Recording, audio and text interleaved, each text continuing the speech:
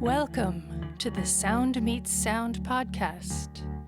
My guest this episode is Robin Jacks, and we're here talking about his new record from Robin Plays Chords called Unmasking.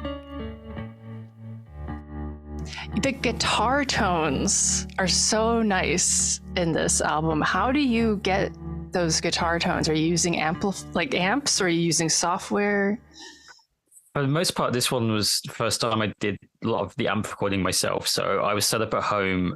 The setup for the most part was Fender Jazzmaster through pedal board, sometimes a Gibson Les Paul Jr. So I like P90s. P90s are this happy place between the single coil snap and the crunch of a humbucker. And I've never owned a humbucker guitar. I had lipstick coils on a Dan Electro for a while, but it would go through the board.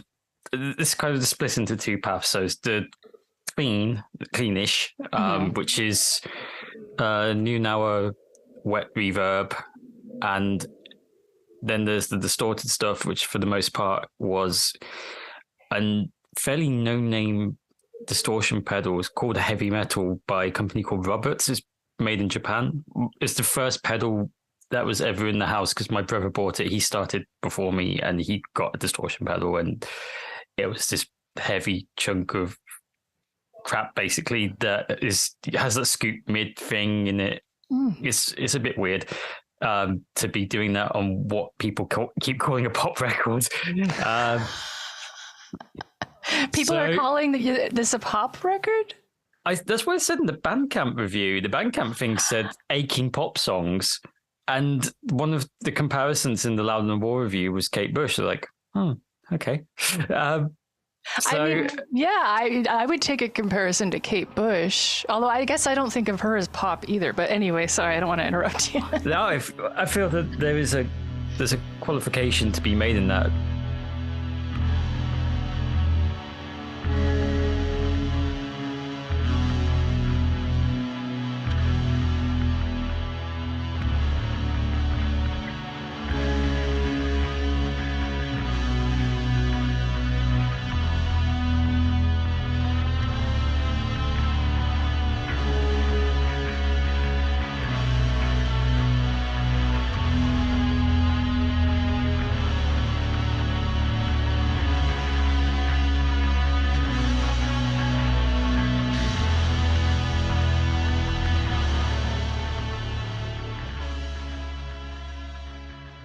But with the distortion, it has this amazing thing where it has kind of low-end whoosh, and it's kind of pinched in the high, so it's really nice. And that would go into Roland Jazz Chorus JC40. And with that, I wouldn't run a chorus pedal like I used to do, so the amps on quite low vibes. Like vibe setting, and for recording with microphones, I would have one SM57 on one of the speakers and a Sennheiser 609 on the other. I just drape it over the top and one to point, because I only had the one stand and space as it was. So made sure that did it that way, and you just got this little bit of a blend. Just record one, like the two individually in mono, and have a stereo spread as well, which after a while things just got really, really big. Right. That's cool.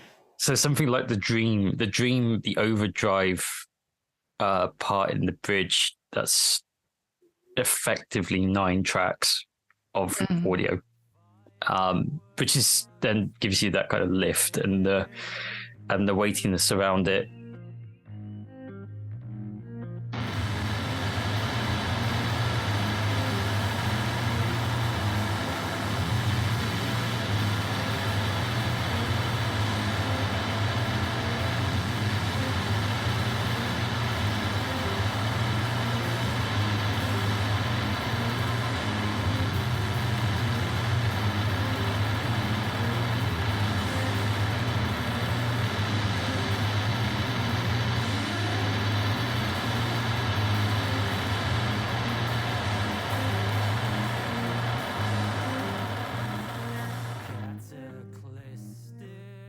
and I think that there was a little bit of sim work. One of the first things I got in lockdown, uh, like I think it was like an innovation with the controllers where they basically gave away Guitar Rig Pro 5 for free with it. So a lot of the bass tones come out of the Sims. And some of the guitar on the Tall White Fountain played, particularly in the very end, because I wanted to kind of try and replicate something with a bit more in the kind of way of low end.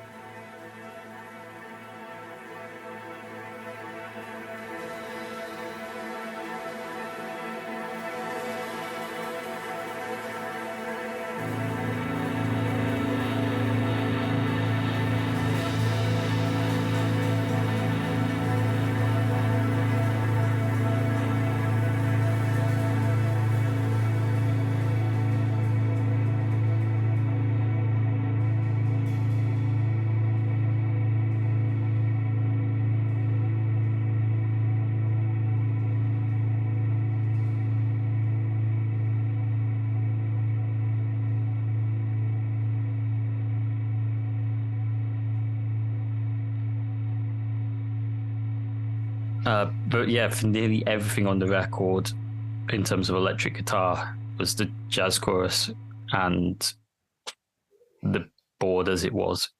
Mm-hmm.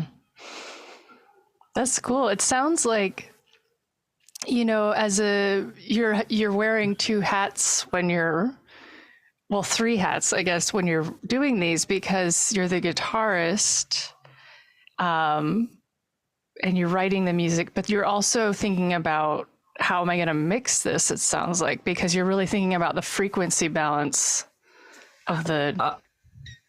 The mixing thing I knew was going to go to somebody else. Mm-hmm. And in the end, the whole record was mixed by my friend and bandmate, Dan Nola.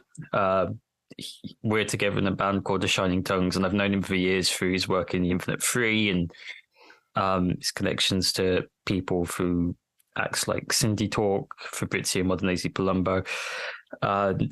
I knew that with the change it was a little bit of a change of sonic direction in the last one. So the record before had a lot of that sound present, but it also had a sense of gentleness that I hadn't really kind of got to grasp with, was having to put aside to go to the louder place.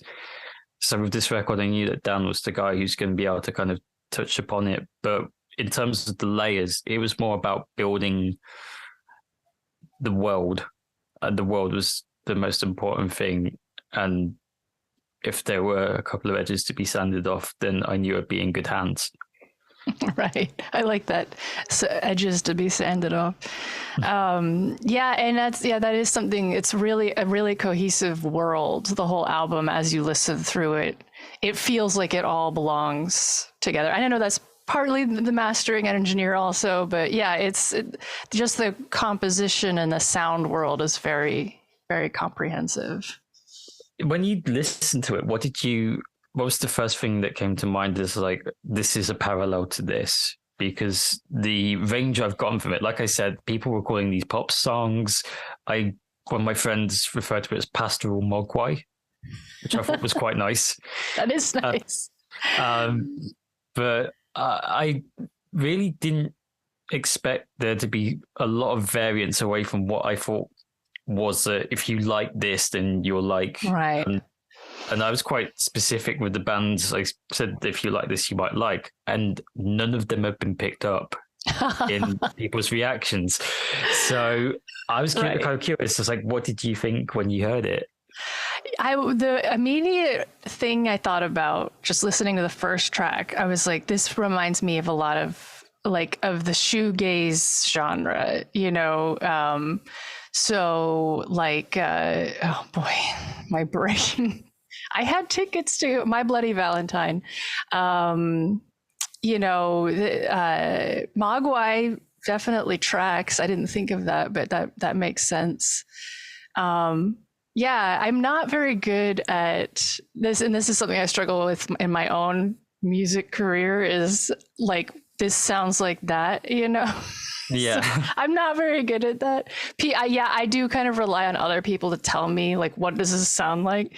But yeah, I mean, I guess I would not have said, oh, this is a pop album. It's easier for me to say what it wasn't. But yeah, I mean, shoegaze or there, I know there are like a ton of variations of that kind of genre of like Yeah. longer songs, expansive guitars, piano, you know.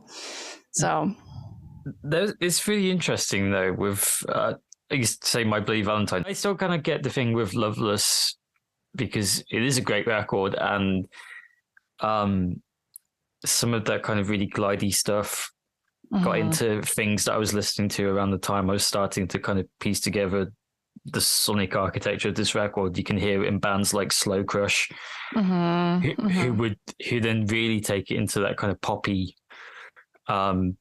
thing where they have the glide, but they also have like some real. And I guess My Bloody Valentine were just a very loud pop band at heart, but right. I think Slow Crush, they do that kind of like 21st century sensibility of just to drive it really hard, and they do it really well. So yeah, they're great. Aurora was a really important record, and yeah, that I did that kind of guitar thing, but not the same way where you have a tremolo just floating and kind of right. Every chord is a dive bomb, but it's not a dive bomb feeling. Right. So when you were coming up with your, if you like this, then you'll like my album, what were the things that you were thinking of, the bands and the sounds? I put playlists together for this, and it still didn't feel like it kind of touched the sides. So I think the early writing for this would have been 2018, 2017, maybe the earliest. And there were elements of things that came out from that songwriting process. The early version of Miroslava was definitely rooted into something that was approaching like guitar histrionics. And for that, I'd have to go away and kind of think of like, how do you put a solo into this and not make it sound like spandex, which was very difficult.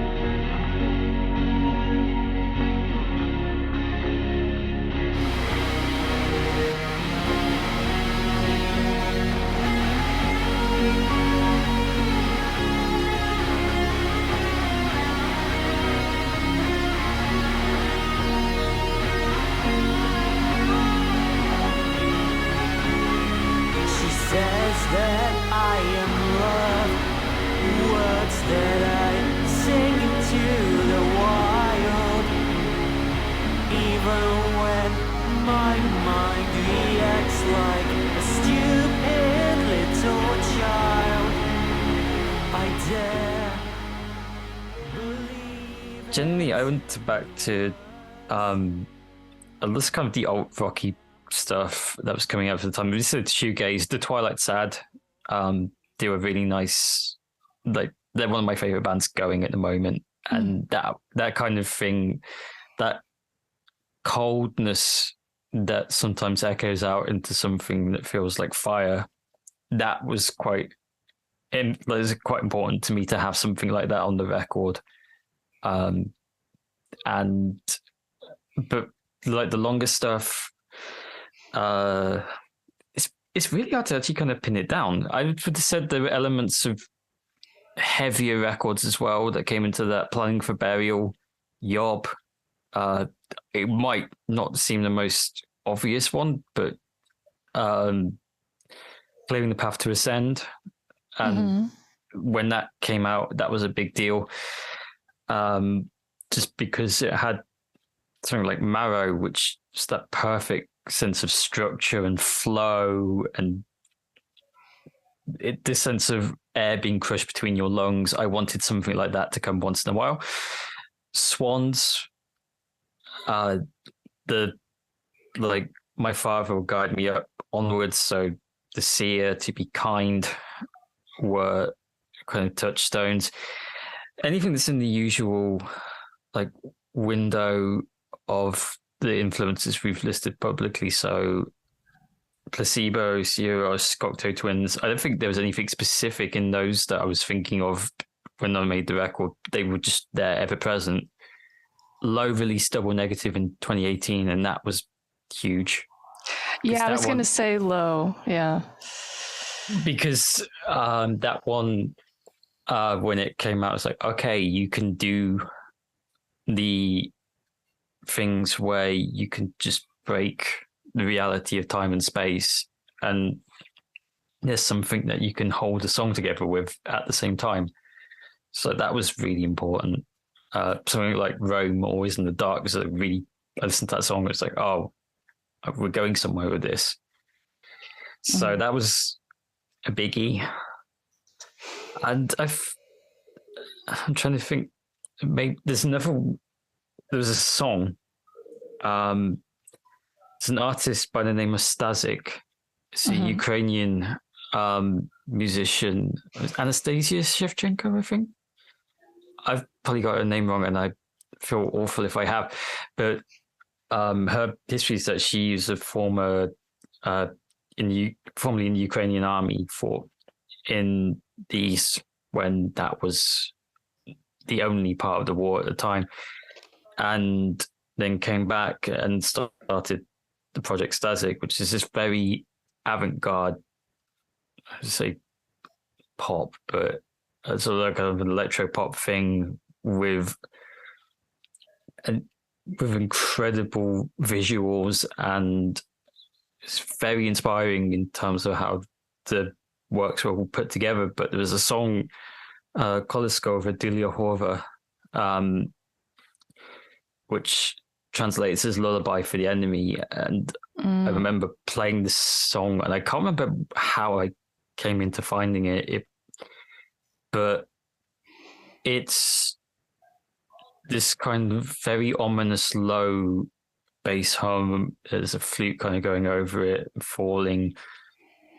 There isn't a chorus per se, but you then get to this point where everything just breaks, and it's air raid silence, and it's incredible, and it tucks it back in again. And I remember showing my wife that video, and she was it's like, this is a really Slavic kind of pain.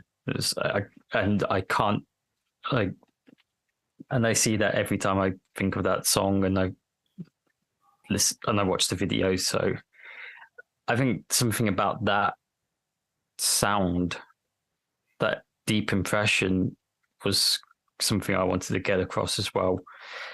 And it wasn't going to be in a way that I was going to lift a song or an album and say that this is what I want to do with it. It had to come through me, so it's going to be transfigured and transformed infinitely by the time that I like strum the first chord. Yeah. And when that happens, you get something that is nowhere near the source material, but it's what it is. Yeah, that's the thing is, it's hard for me to, at least, to pin down, this sounds like whatever, because it does come across as very much you. Like there isn't this like, oh, okay, I'm not against this at all, but there are bands that you listen to and it's like, yes, this is a version of something else, and again, like no judgment. I love that kind of music.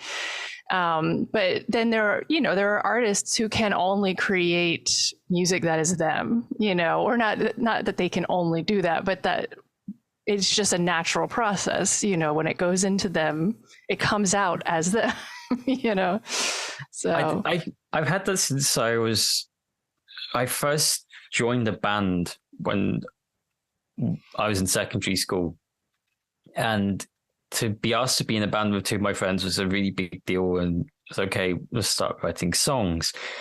And one of the members of the band's the most proactive in terms of what he wanted the band to be. So he said, we like these bands and we like these songs.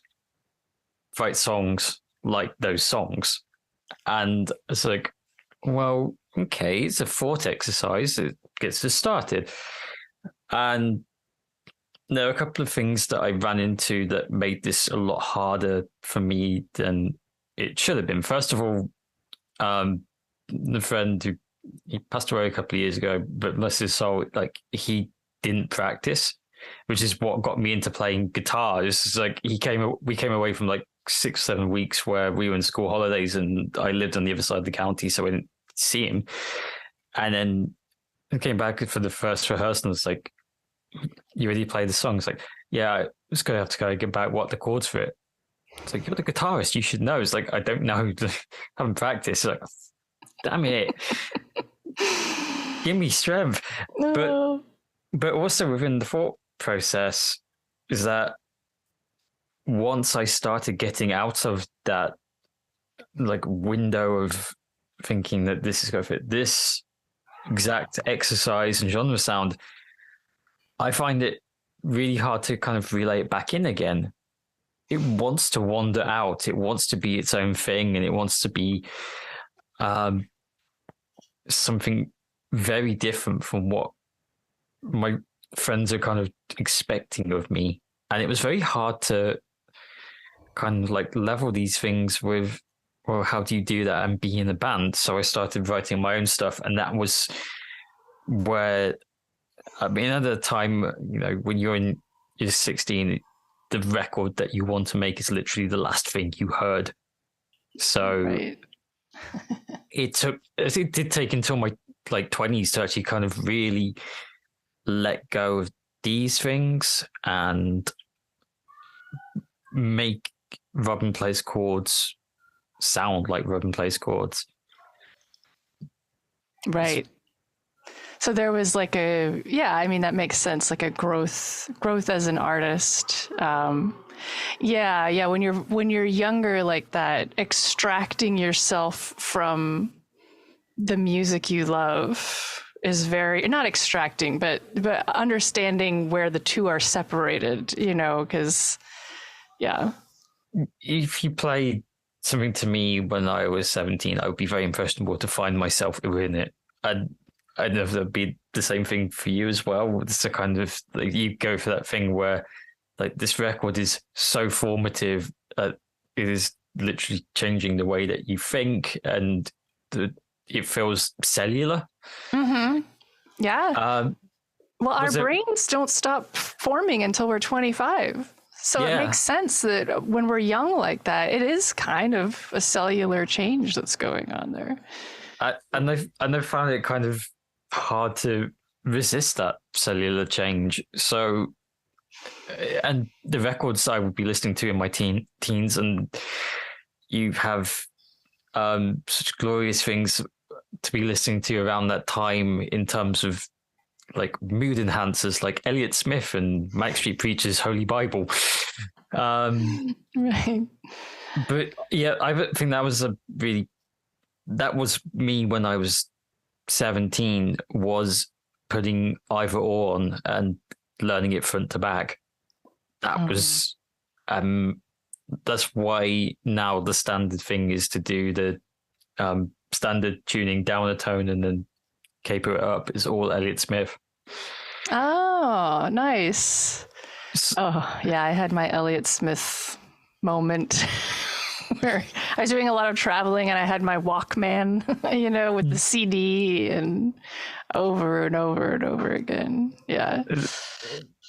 Yeah, for me, like, Elliott Smith came in, it's quite subtle because I bought XO, it was about a year after he died, and I didn't know he died. I didn't even know who he actually was. It just came in as one of those 2 for £10 kind of things. Mm-hmm. And one of the other ones was A Guide to Spion, Cieros, which was massive for me. That was life-changing. But XO was came in a little bit more subtly than that, which I didn't have the same listening span for it than I did for the Sierra Rose record. But then I got into that, and it's like, this is front to back genius. And then Either Or came next, and I fell hard for that record. Angeles is probably my favorite song of all time. Yeah, that's the worst when you fall in love with an artist and then you learn that they've passed too young. You know, it's heartbreaking. I felt this is the division of like time and space, where people who grew up with their artists in the 90s and the early 2000s, their heroes would die on them. Now it's just they do something so inexplicably horrible that we have to kind of get them out of like public rotation, and that's. I know. Yeah, Lane Staley didn't live long enough to do anything horrific that we know of. So yeah, like Alice in Chains, man, that was a band that I just. Dirt was a kind of semi-formative thing for Unmasking. I came back to that record for a while because Slava is a big grunge fan, and we always go through the listening phases of things, and she'd never heard the Unplugged session before. Oh, so I found the clip for Down in the Hole, which was take number. Have you ever seen the Setlist FM entry for it? no, I haven't. No. Look it up. It's constantly doing sort of like 6 takes of Sludge Factory because they just couldn't do it. I didn't know that. And most of it's Lane just forgetting lyrics, and just like even the broadcast version, there's this bit where it's like he messes up within 2 lines, and it's just like, fuck. That was really fun on Unplugged to see these bands like freaking out having to do it unplugged. And I like Nirvana was awesome, Pearl Jam was awesome, but yeah, the Alice in Chains, yeah, I guess I had kind of forgotten that Lane was sort of floundering, but that's funny.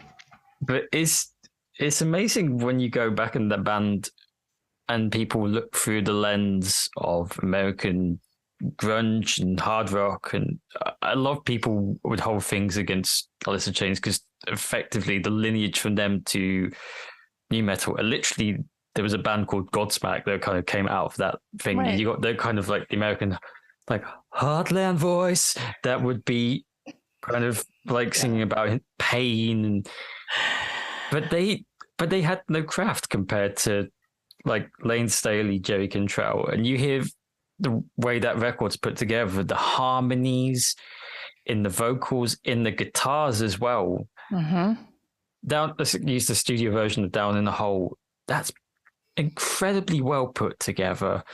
Yeah. Then you have things like Angry Chair, Them Bones. Again, the other bands that came in that wake were less imitators, and there were a lot that followed from Alice, but they didn't have that musicality. They just went by blunt force. And right.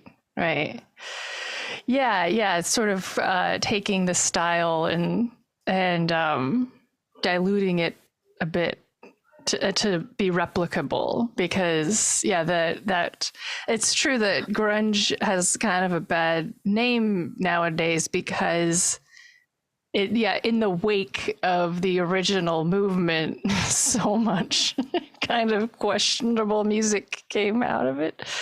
I feel that a lot of imitators were there. I think now we're in a bit of a swing where those bands are somewhat more fashionable again, mm-hmm.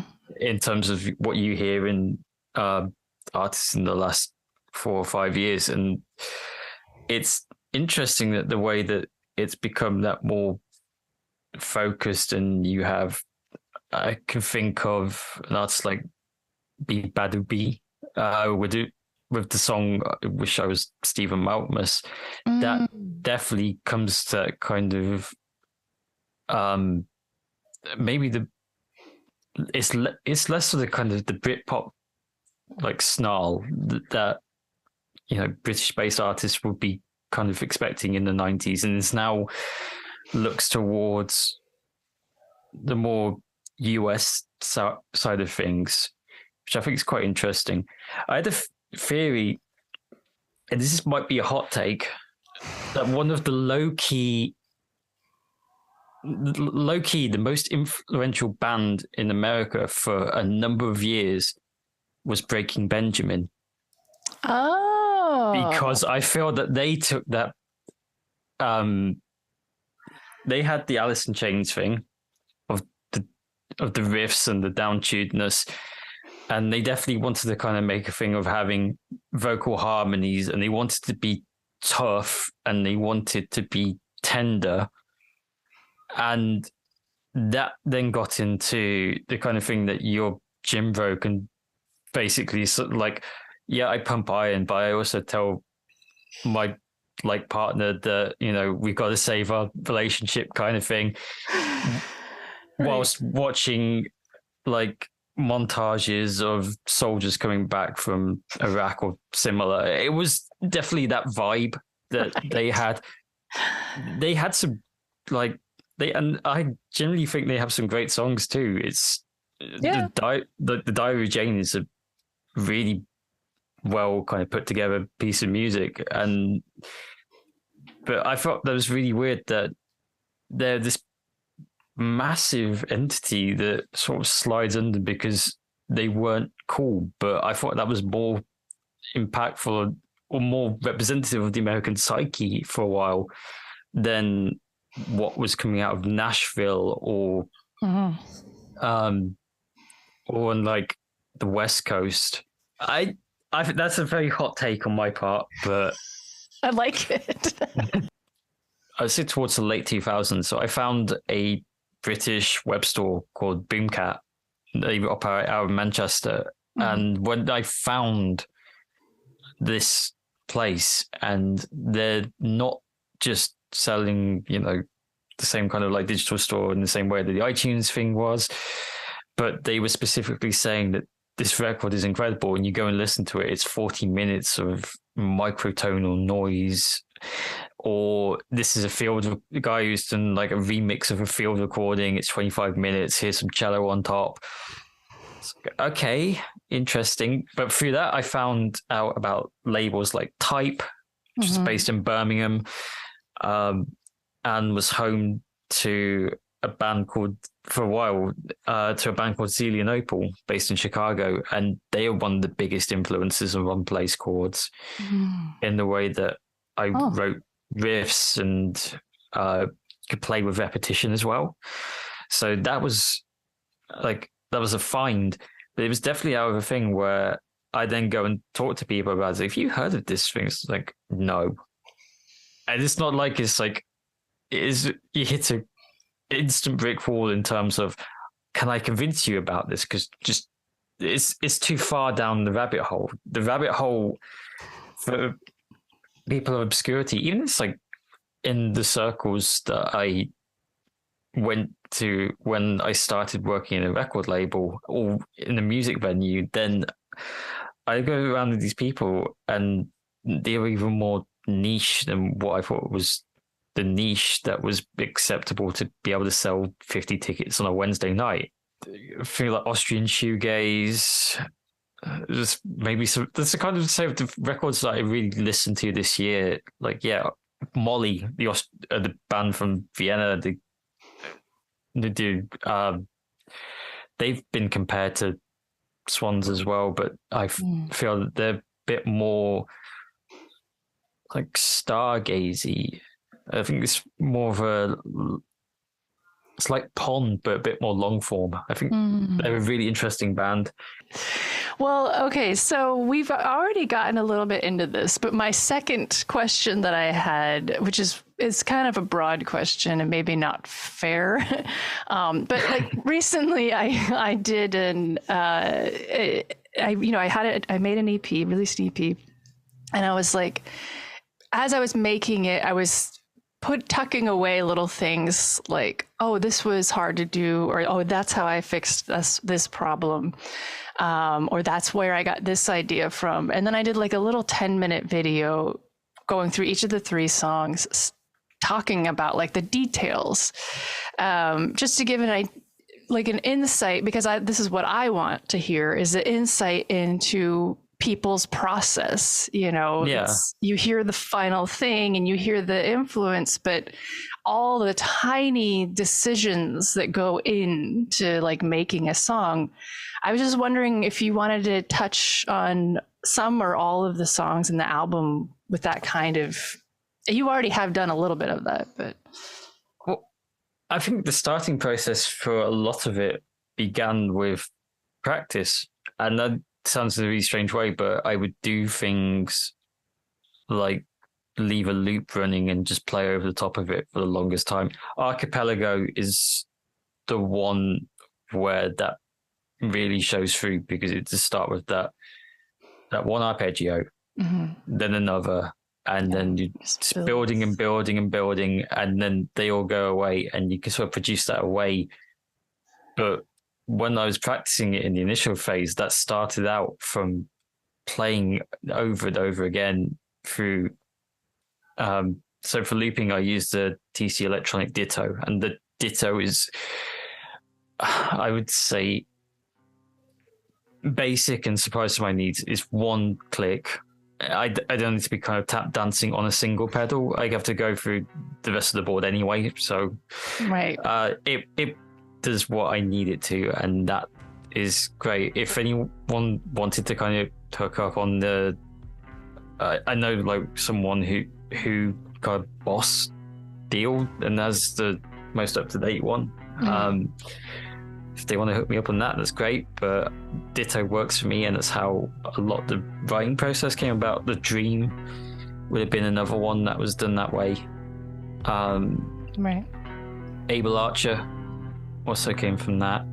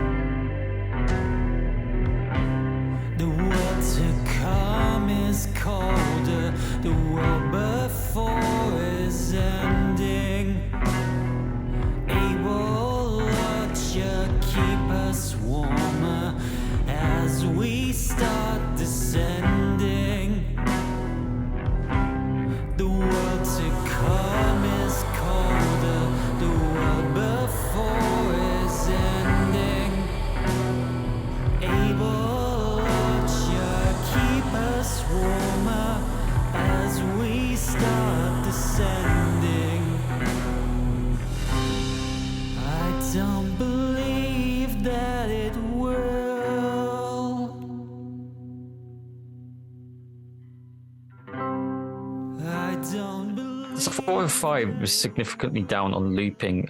Part of Miroslava came out of that, but it wasn't the key one. I think there was more so starting acoustic territory, and then just developed as an electric song.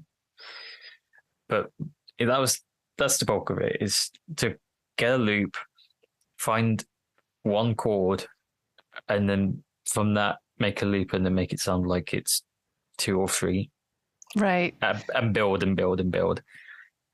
So that's the kind of the starting point.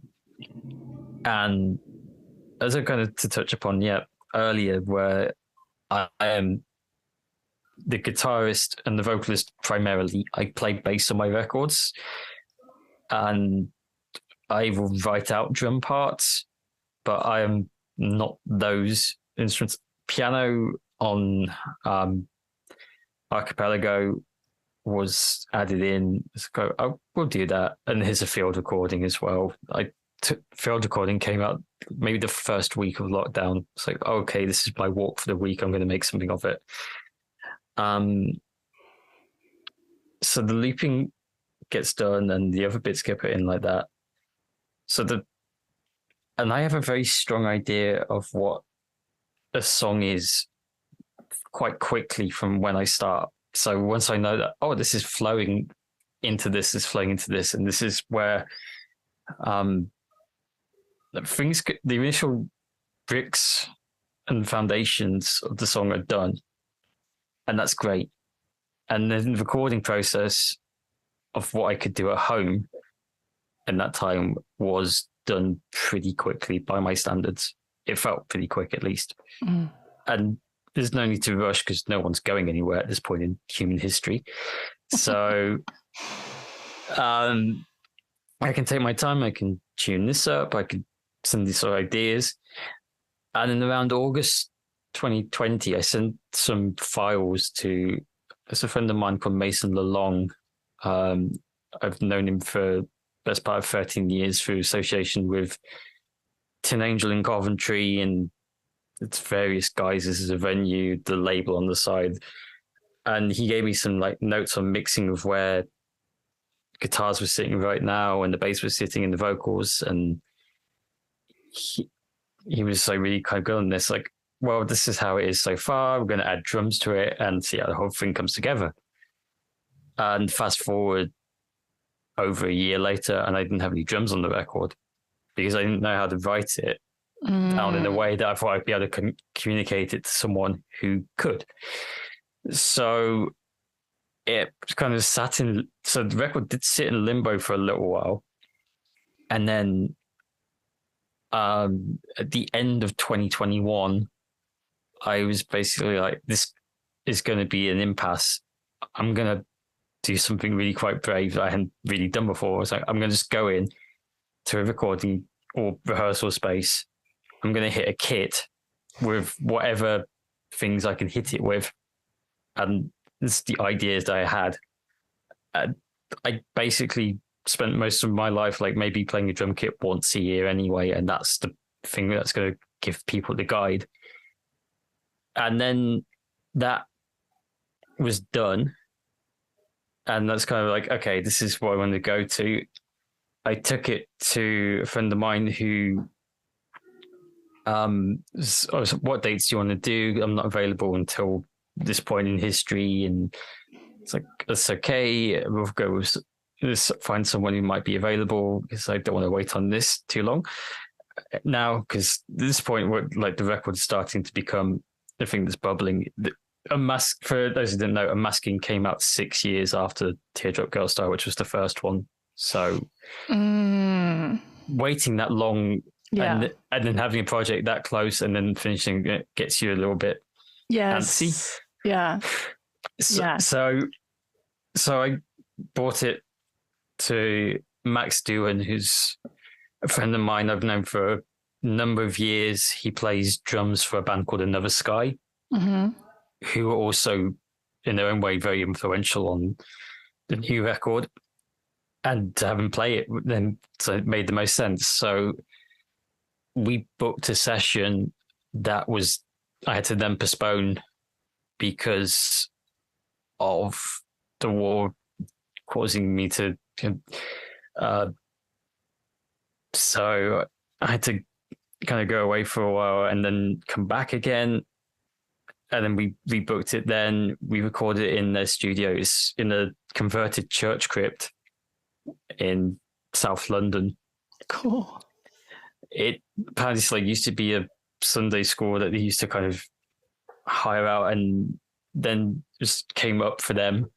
Their old space had been flooded and they needed someone to go, and this is what they've done now. It's a really nice space. Yeah. You still have the kind of the stonework that gives it a nice kind of sound. We put a microphone out in the, like outside the actual studio space to kind of get the kind of sound of, I don't know, religiosity, maybe. Right. Yeah. Yeah. Nice. Some kind of like holy ambience down the line. But it was, so he'd played drums on The Dream. Abel Archer, Tall White Fountain played, and he like hit them all with precision and beauty. We put everything together, sent it to Dan, who did the mixing as named.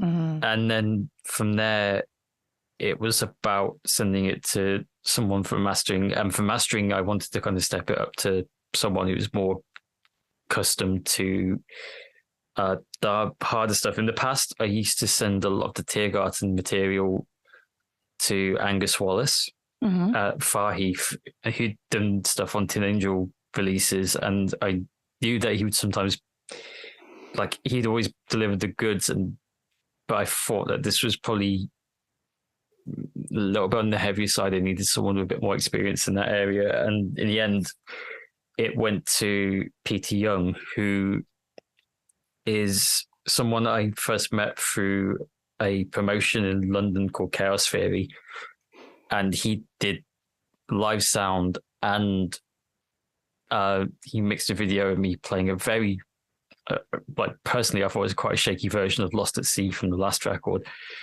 in one of the concerts they had, which was for the quieter end of their listening. So I came back to him. He was instantly like, yeah, I loved what you did in the past, and I think this is a really interesting project. So he came back and he did this. He did a series of masters. Everything was like on point, and that was all out of. He works out of a castle in Saxony. It's actually called Castle Studios because it's a great big fucking castle. But yeah, it's a pretty internationally renowned studio. Stella Massey, who's got credits as long as there are hours in the day. Right. She uses it. She goes there on the regular, and it's like, I know this is a good place. I know Peter is a fantastic engineer. He'll be able to do a beautiful job of it, and he did. And the end sound of that record hinges a lot on the work of Dan and Peter. And I owe them a lot for that. Dan, again, I've known for many years, and we've played music on bills and now in the same band. So we have a very good understanding of when we talk on the musical concept, he'll know to react on something. He knows how to get certain elements out of that. And again, Peter's seen me play live. He knew like the way of performances, and then he found it in the record as well. So that helped a lot, and that made a massive difference. And that's like in the way that the actual record would have then come together. For the actual elements, to go back and say, where there were challenges, the drums were the most challenging thing. A lot of that was basically down to the environment of the time, because again, to go into a rehearsal studio was an incredible privilege when things would be able to open up. Yeah. But I always knew what was needed for them.